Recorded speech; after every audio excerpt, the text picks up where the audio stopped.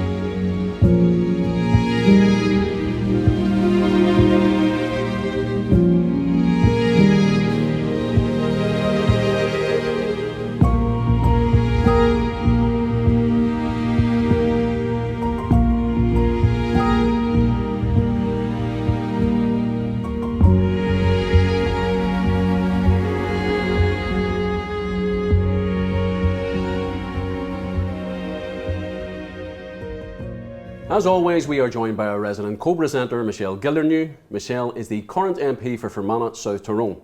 She has served in the Northern Ireland Assembly as a former Minister for Agriculture and Rural Development and chairperson of the Health Committee, amongst other things. Michelle has been a Sinn Féin activist since her teens and has been elected almost continuously since 1998. And today's guest is Laurence Mckeown. He is a former IRA prisoner, author and screenwriter. After serving a life sentence in prison, Dr. Laurence Mckeown obtained a PhD in sociology at Queen's University Belfast. He's also co-founder of the Belfast Film Festival in the mid-1990s. Laurence Mckeown, welcome to the show. Good morning, John. Good Michelle. So Laurence, tell us a bit about your childhood growing up. Well, I grew up outside Randallstown, which is about 20 miles from here. Very mixed area, religion-wise, and I often hasten to add that I never see the conflict. Here is about religion, it's been about politics, but religion has been used as the empire has used, tribal difference or skin colour or whatever else. So it's a very idyllic sort of upbringing. I've written about it that when I was 10 I learned to drive a tractor on a farm that was next to us, Davy Warwick's farm. Lovely neighbours, wonderful people. Went to a very small local school, Farran Fluch, which I was delighted about years later to discover it was actually from the original Irish, which was like wet townland, but at the time its anglicised version just seemed a bit absurd, I ended up getting my 11 plus and moved from this really 2-classroom school to St Malachy's, the largest grammar school, and I hated it with a passion, and I think that's where my sense of rebellion started, because I began to mitch school, so I travelled to it. And hang out down around Smithfield, or I never done Belfast before, but I just hated the school. I think it was this moving from this very informal, localised, rural sort of setting to now this, you're studying Latin, and if you go to the gym, you have to have different shoes for different purposes and all the rest of it. So yeah, I blame that on my later activities. But very interesting that I was growing up through that period of the civil rights, And unbeknown to me at the time that certain things were unfolding that had, had implications for my own family, because the whole civil rights movement was about an end to discrimination in housing and employment, as you know, Michelle. And I think, but for me, the biggest impact was the activities of the Ulster Defence Regiment, which was a locally recruited militia, the largest regiment in the British Army, and over 90% Protestant. And there were people from Randallstown who I would have known and played football with when we went down to town. We used to walk down the town, a crowd of us. That was all you had in those days. And being stopped with them, and I remember the first night, I remember the guy's name and all, and him asking me, "What's your name and where are you coming from, where are you going to?" And he was embarrassed because he'd be like me saying to me, "What's your name?" Mm-hmm. But the second, third time it happened, the embarrassment had gone, and it was the arrogance. And I've been stopped and just been held in it.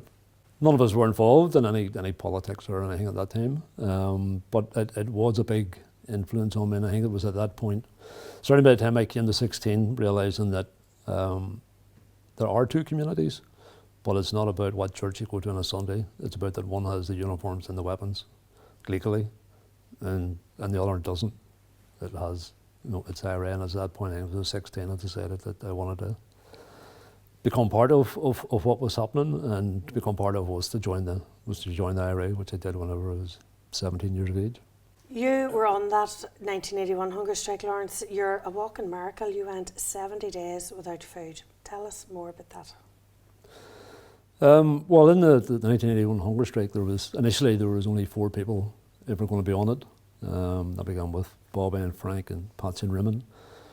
And then one of them died that would be replaced. So there was only ever going to be 4 on it at one time. But in June, it was decided to increase the numbers on it to 8. So each Monday, someone new joined it. Not because someone had died, but because we were bringing up the numbers. So I joined which was the last one out of that 4, to join on the 29th of June. By that time, 4 people had already died.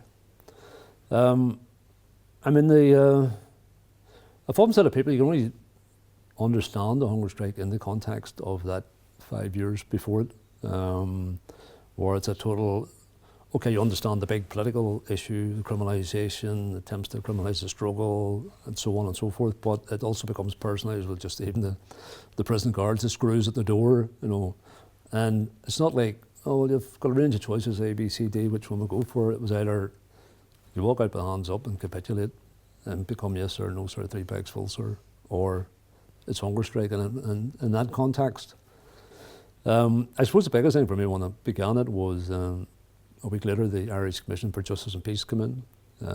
So I was taken up to the hospital along with Beck. I was in the same wing with Beck. And Mickey Devine was brought from H5. So it was an opportunity to see all of the people there, people who were still alive. And important lesson also that day that everybody was brought in who was hunger strike. The only one missing was Joe McDonald. And if I hadn't known that, I wouldn't have recognised the person that came through the door who was in a wheelchair. And Joe was always nicknamed Fat Joe. He always had been able to retain a bit more fat than the rest of us. And which is other thing, most people were undernourished. Like I was 10.5 stone when I began the hunger strike. I mean, about 13.5 now or something, when I'm not carrying massive excesses, because everybody was malnourished after a long time. But Joe was brought in, and his head was like over the side. He was in a wheelchair, and there were like dribbles coming down the side of his mouth. And it's almost that thing where you see someone physically disabled, and it's almost a thing of thinking, well, maybe they're mentally as well. But when he spoke, you just knew this is Joe McDonald, and so everybody got a smoke. You were allowed to smoke in the prison hospital. You weren't allowed to smoke on the protest. And the makeup of the ICJ, the Irish Commission for Justice and Peace, was Dublin government appointees, Catholic Church, SDLP, so sort of not Republicans on the ground. And they were come to say that they had been in talks with the British government, and they had some like not only the basis of the 5 demands, but they were saying that even 6 demands. And the whole thing went on for 2 days, and it's always that thing where people talk about, was there deals and all this. There never was a deal. There was always offers of what would be there if you were to end this, and that was never going to be enough for us, given the experience of the first one, and particularly given now that 4 people had already died in the meantime. You're still tuned into The Conversation, your weekly alternative probe of political events and current affairs through an Irish lens. I'm joined by my co-host, Michelle Gildenew, alongside our special guest, Dr. Laurence Mckeown. Martin Hurson then died fairly suddenly and very painfully, and that's the thing. There are many people died in different ways, but if you couldn't keep water down and you were told to drink at least 6 pints of water a day and take salt because you need it for your brain, but if you can't keep the water down or you're being sick, then all these toxins in your body the kidneys come under massive pressure. It happened to Paddy Quinn, it happened to Martin Hurson, so like for the last couple of hours of his life he's thrashing about, hallucinating, and he's away in another world. And I learned in later years after his release and talking to Brendan, his brother, like Brendan was on one side of him holding him down, and the priest, Father Murphy, was on the other side holding him, so he wouldn't smash his face against the metal bed end. And then he did settle in for about an hour, and then he died. And really, when you're in the hospital, the irony was you're no longer a protesting prisoner because you are in the hospital, you're wearing pyjamas, you're not refusing to wear the prison clothes. Around about 40 odd days, my eyesight started going. I think that was the same for most people, and seeing at the start seeing double, but very clearly double, and then that changed into a more hazy, fuzzy sort of thing, and then it starts to be light, start to annoy you, and we had that like strip lighting, which is what anyway. But I suppose one of the main thing that we ended up noticing was that someone very close to death often had a bowel movement. And I remember always thinking that I'd read before about how if you're hung, your bowels open. And this was almost like in reverse, the body just letting go before it. And it happened till Tom McElwee. And I remember you and Mickey Define talking about it. And afterwards, it was a real drop in energy. You're ready, totally exhausted. But after that, usually nobody came out of their cell again in the ward, because there were cells, even though you're in a prison hospital. So when it happened to Mickey Define, I knew that probably what would reckon you had 2 or 3 days after that, and then that's basically what happened. So when it happened to myself, I knew, and it's a very painful experience and a very lengthy couple of hours, and literally just I made it back till bed, I helped back till bed, and didn't get out of it after that. And then it was around that time that my parents were allowed in, families were allowed in if they were seen to be at a critical stage, and they came in, my father, my mother, sister and brother, all of them apart from my mother, asked me to come off the hunger strike, and I said I wasn't. And it wasn't because my mother was Republican, she wasn't, we just always had I don't recall any adult conversation with my mother, because I was on the run when I was at 17 and a half. Then I was in jail when I was 19. You only get an odd, because other people were visiting and you don't get much time to talk about it. Then we're on the protest. So never had those type of adult conversations that we really have liked, And both my parents that later died in jail, so we never got to have them, but there was just always a very close bond. She just showed me unconditional love, and she wasn't going to ask me to do something that she knew was against me. That was the 68th day, and I remember them coming in. 69th, I don't really recall at all. Apparently I was responding to voices, but I was getting confused, and I was just either asleep or starting to go unconscious a bit. And then on the 70th day, which was a Sunday, apparently the doctor goes around and checks all your reflexes and says, look, now you're in deep coma and you're not going to be any response. And what they had was power of attorney, which is that the prison weren't going to force feed us, but if your next of kin signed a document, the power of attorney shifted them and they could authorise medical intervention, which is what my mother did. And again, it was only in later years I thought back on it. What I do recall her saying to me on that 68th day was, and we were on our own, others gone out, and she says, you know what you have to do, and I know what I have to do. My mother was a very quiet person, and religious in the sense it was quiet faith, like she wouldn't have ram religion down your throat, and an awful situation for families, and that had been brought on. I mean, there had already been a number of people. I often wondered if I had been the first, would I looked on it differently, or if somebody had died after me, would I have looked on it differently. But neither of those happened. And I said my own mother died less than 2 years after it. So it's this awful thing that families were placed in that dilemma, and a big pressure on them from the Catholic Church, and particularly from Father Fall, that a good mother or a good wife would authorise medical intervention, which by implication means that you're a bad wife or a bad mother if you don't. I regained consciousness in the intensive care unit of the Royal Victoria Hospital, just a few hundred yards down from here. And it's interesting too, thinking back on it, because it was a female voice saying, it must have seen it was coming around, and said, Laurence, you're in the intensive care unit at the Royal Victoria Hospital, we're just going to turn you over here slowly. And different ones, because I was 7 stone at the end of the hunger strike, so you're only bones. In the hospital they would have had you on a sheepskin rug, but in the hospital they obviously don't have those. And was turned me over, and so I remember, which was like, it's gentle hands on you, it's a female voice, and it's a gentle touch. Whereas for like the previous 5 years, you didn't have any of that at all. And there were British soldiers in the bed, and all I could see, if someone was blind, you could see the black figures, and again, it was just hard to open eyes. And then the following day, I was taken to the military, the secure ward of the Musgrave Park Hospital, where all the ones were there, like Paddy Quinn and Pat McKeown and that there. And was there for the next few weeks, and then moved back to the prison. Previous, they had kept people there maybe for 6-7 weeks, but I think again they'd come to a point where they were trying to put pressure on the hunger strike and on the people who were still on it. The time I was moved back, I was still holding on the walls to try to walk. I arrived back into H Block 4, and when you arrive in that block, there'd be a screw in the circle, and they're meant to shout the numbers. So somebody's going for a visit, it would have been right, 1 off, 98 here, or 1 on. And whenever I walked in, this guy shouted, 1 field hunger striker on. Normally to walk across, straightest route was straight across the circle, but I had to walk around the wall, just holding on to it, and could hardly see.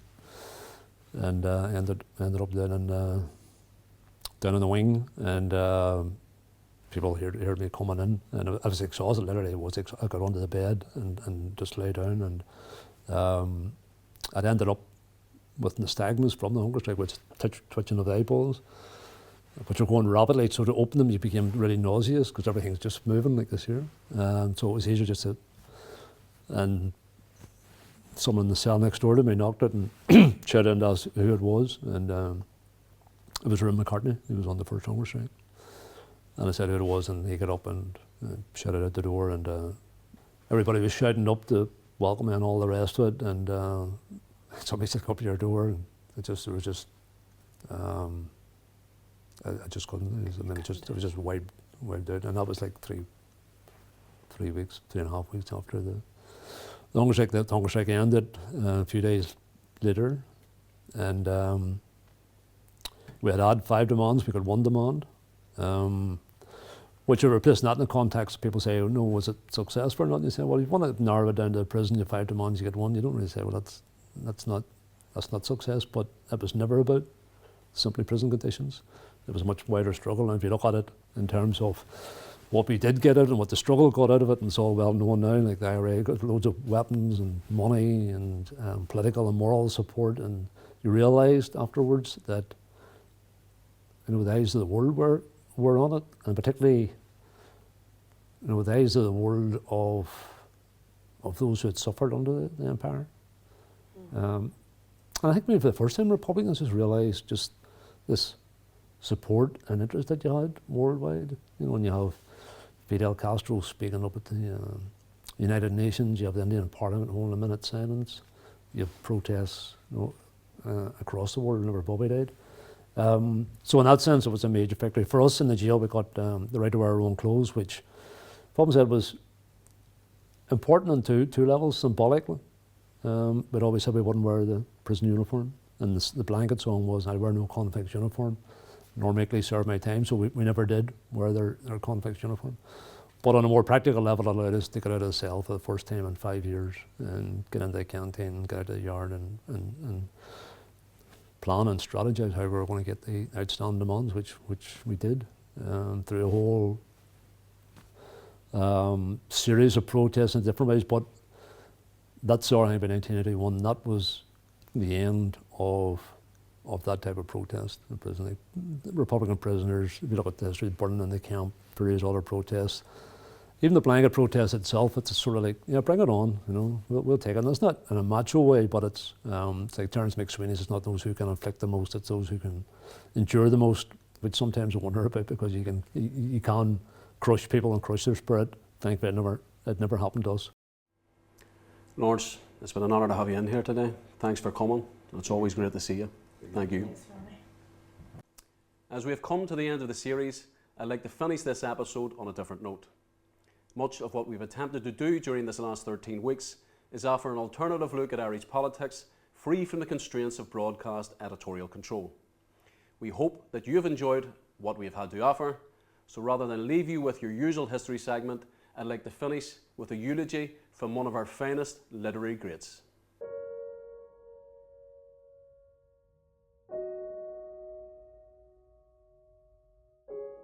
Leaving the white glow of filling stations and a few lonely street lamps among fields, you climbed the hills towards Newton Hamilton, past the Fuse forest, out beneath the stars.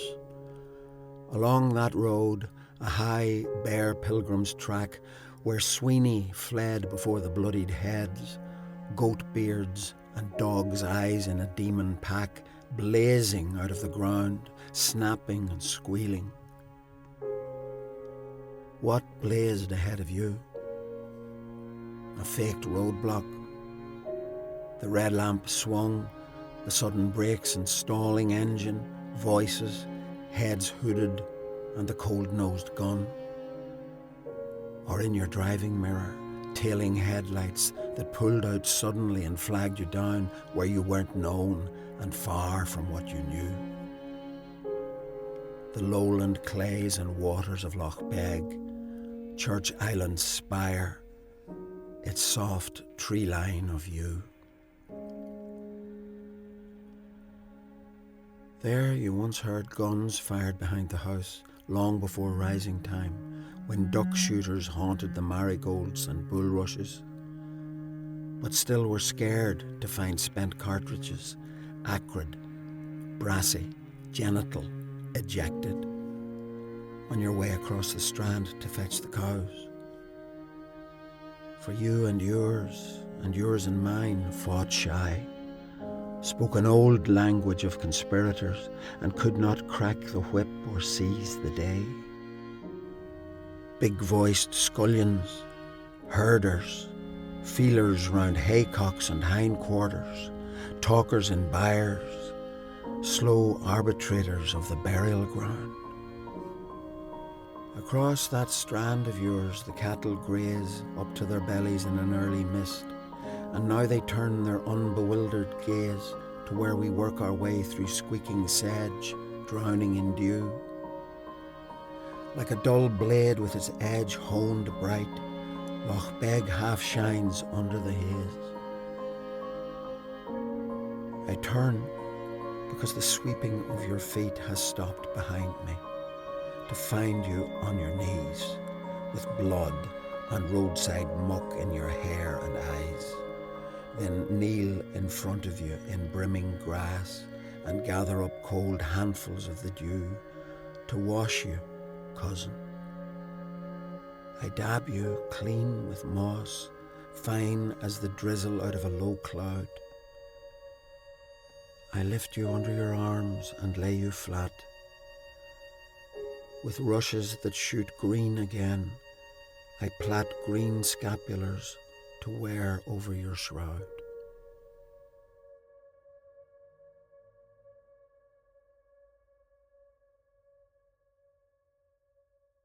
And that completes our final episode for this series. We want to thank you all for tuning in to the conversation and growing our audience throughout the series.